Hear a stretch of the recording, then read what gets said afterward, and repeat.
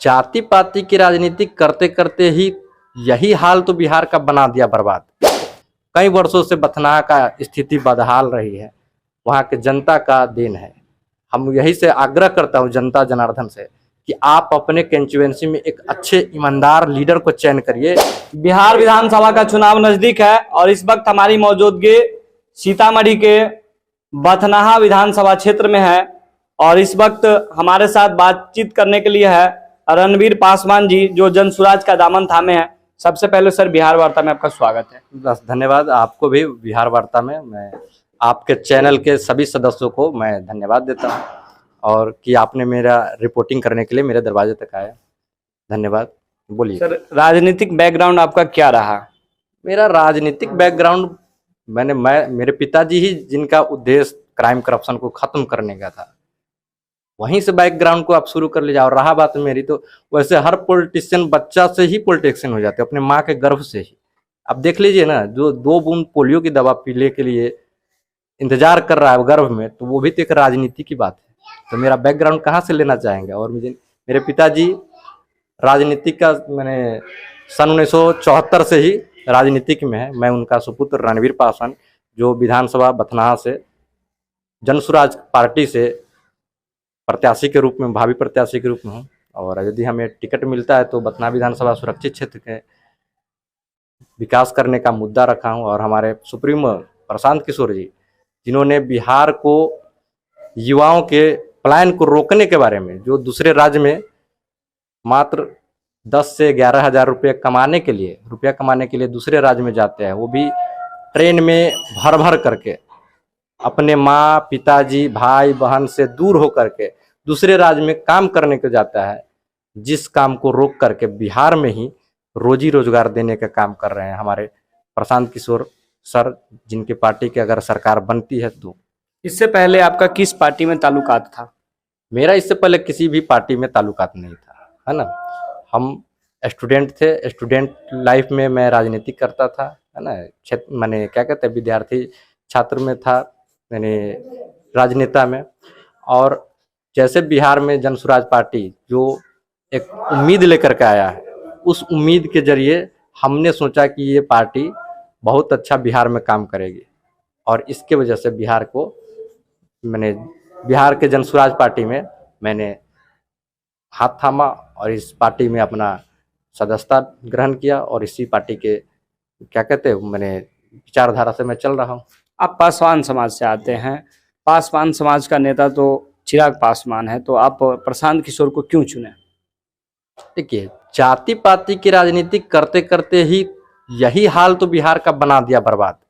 अगर राज्य में विकास की बात करता, अगर बिहार में विकास की बात करता, तो आज बिहार के शिक्षा व्यवस्था ठीक होती, स्वास्थ्य की व्यवस्था ठीक होती, आपराधिक मामला जो चरम सीमा पर है वो ठीक होता। तो कम से कम मुद्दे की बात करता तो इसके विषय पर क्या कहते बिहार उत्थान हो सकता था। अब देखिए ना, बिहार का पुराना इतिहास, जो बिहार पूरे विश्व को ज्ञान की प्राप्ति देती है, जो विश्व में सारे दुनिया से लोग बिहार में आकर के ज्ञान की प्राप्ति करते हैं, आज वो बिहार शिक्षा में सबसे नीचे आ गया है। केरल नंबर 1 पर है और भी है, और जितना टॉप लिस्ट पर केरल है उससे नीचे से टॉप बिहार किया है। जो बिहार प्राचीन इतिहास से देख लीजिए कि जहाँ ज्ञान की भूमि माना जाता है, जहाँ जिस बिहार में विश्वविद्यालय नालंदा विश्वविद्यालय में दुनिया भर के विद्यार्थी आकर के पढ़ाई करते थे, तो इस किसकी देन हो सकता है? यहाँ के राजनेताओं का। वो जात पात की राजनीति करके शिक्षा व्यवस्था को एकदम चरमरा दिया है, स्वास्थ्य व्यवस्था को चरमरा कर रख दिया है। किस पर दोष आरोपण दीजिएगा? यहाँ के जो राजनेता था, जो सत्ता में रहा, उसी पर हम सवाल करेंगे। और रहा बात प्रशांत किशोर जी का, इन्होंने इस सारे मुद्दा के लेकर के बिहार में व्यवस्था को ठीक करने के लिए आए हैं। ये न जात की वोट करते हैं, न किसी को कहते कि वोट हमें दीजिए। ये जात पात के राजनीतिक से बिल्कुल अलग है। जात पात से अगर राजनीति करना होता तो यानी वो तो जात पात की राजनीति तो कर ही रहा है, बिहार में बहुत सारे नेता दल हैं, तो ये जात पात की राजनीतिक नहीं। इस वक्त हम बथनाहा विधानसभा में मौजूद है। बथनाहा विधानसभा से आप आते हैं। बथनाहा विधानसभा में भी विधायक है अनिल राम, और इनके कार्यकाल से बहुत सारे लोग नाराज भी चल रहे हैं। आखिरकार इन्होंने क्या काम नहीं किया कि लोग नाराज चलते हैं, उनका ही पुतला दहन करते हैं? अब देखिए, काम वहाँ नहीं हुआ है। जनता जिस उद्देश्य से, क्या कहते हैं, विचार सोच करके जनता अपना विधायक को चुनता है। इसलिए चुनता है कि हमारा समस्या को असेंबली में सुनाए, समस्या को रखे, ताकि हमारे कंस्टिट्यूएंसी, हमारे क्षेत्र का वहाँ विकास हो सके। अगर अनिल राम वहाँ विधायक है, 5 साल बिता दिए, आज उनकी पुतला दहन हो रहा है। जनता बड़े सोच समझकर उसको वोट किया था, भारी मात्रा में वोट जिताया भी था, लेकिन जनता के साथ क्या किया, उसका मैंने क्या कहते हैं, समस्या को भी अपने असेंबली में भी नहीं सुना सके कि हमारे क्षेत्र में क्या समस्या है। तो फिर जनता उसका पुतला ही तो दहन न करेगा। उनके तो अंदर आक्रोश है कि हमने जिस मुद्दे से, जिस उद्देश्य से आपको जिता करके भेजा थे, मैंने भेजे थे पटना, आपने उसमें से एक भी काम नहीं किए। अगर काम हुआ होता तो रोड पर जल जमाव नहीं होता।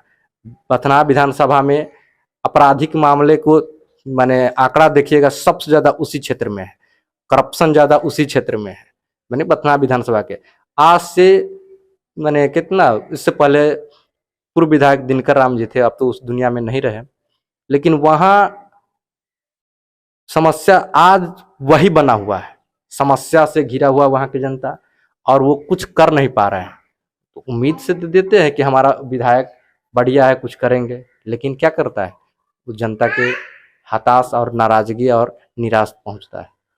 एक तरफ पुतला दहन किया जाता है और एक तरफ एनडीए कार्यकर्ता जब सम्मेलन होता है तो हजारों की संख्या में लोग भीड़ जाता है। क्या लगता है कि लोग आखिरकार क्यों गए थे वहां जब पुतला दहन किए थे? तो देखिए, वो एनडीए के अब वो नहीं रह गया। अब जनता भी जान चुकी है कि हमें किस पक्ष में जाना चाहिए। अब इस साल 2025 में विधानसभा चुनाव हो रही है, आप देख सकते हैं, देखते भी होइएगा कि जहां भी कार्यक्रम होती है सबसे ज्यादा भीड़ भाड़ जनसुराज पार्टी में ही होती है। एनडीए के अगर ज्यादा भीड़ कहीं देखने को मिलता होगा तो वहां पर मिलता होगा जहां हेलीकॉप्टर उतरता है। सच पूछे तो वहां हेलीकॉप्टर देखने के लिए लोग जुट जाते हैं, क्योंकि उसके पास हेलीकॉप्टर भी होते हैं। सत्ता में रहें, वो सबसे ज्यादा पैसा खर्चा करते हैं, हेलीकॉप्टर ला करके दिखाते हैं, जनता उसको भी देखने के लिए पहुंच जाते हैं। तो उनका जनसैलाब है नहीं। और दिल से अगर किसी का जनसैलाब और किसी पार्टी से जुड़ा है तो वो है, जनता जुड़ा है प्रशांत किशोर की पार्टी जनसुराज। हर एक बच्चा से पूछिएगा, हर एक आदमी से पूछिएगा, वो सीधा सीधा दिल से जनसुराज की सदस्यता को ग्रहण किया है, ऐसे दिखावे के लिए नहीं।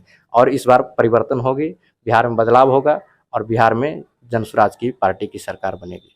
आपने कहा कि हमारे पिताजी से पहले राजनीति में थे। आपके पिताजी किस पार्टी में थे? वो थे राष्ट्रीय जनता दल में, वो पुराना दल, मैंने क्या कहते हैं, उसमें पहले थे। उसमें क्या कारण हुआ जो उनको छोड़ना पड़ा और फिर आप लोग यहाँ आए? आप तो लालटेन का भी झंडा लेकर घूम सकते थे, लेकिन स्कूल का बास्ता छाप लेकर घूम रहे हैं आप। तो क्या करिए, अब पहले तो इस पार्टी मैंने जनसुराज पार्टी थी नहीं ना, इतना अच्छा विचारधारा वाला नहीं था, तो इससे पहले वो अच्छा लगता था। चूंकि वो अच्छा था, हर दौर में हर पार्टी एक उद्देश्य, मुद्दा और एक उम्मीद लेकर आता है।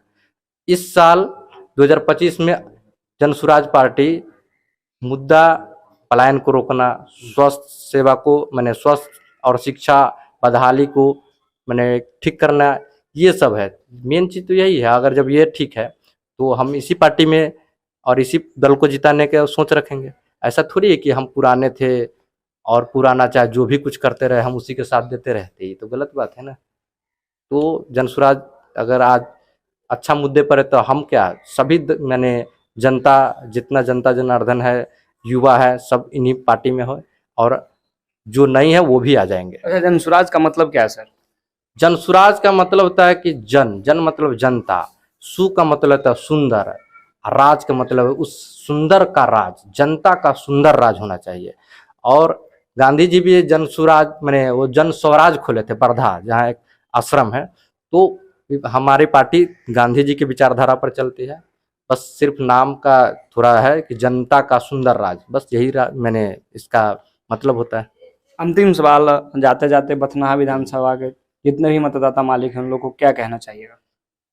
अपने कंस्टिट्यूएंसी अपने विधानसभा के मतदाता मालिकों से मैं आग्रह करता हूं कि आप जनसुराज पार्टी से, अगर जनसुराज पार्टी, वैसे भी हमारे प्रशांत किशोर जी भी कहते हैं कि हमारे दल में अगर जिनको टिकट मिले वो अच्छा है तो उनको वोट करिए, यदि न हमसे भी बेहतर अगर कैंडिडेट आता है तो उसको वोट कर दीजिए। यही कहेंगे कि आज से कई वर्षों से बथनाहा का स्थिति बदहाल रही है, वहाँ के जनता का देन है।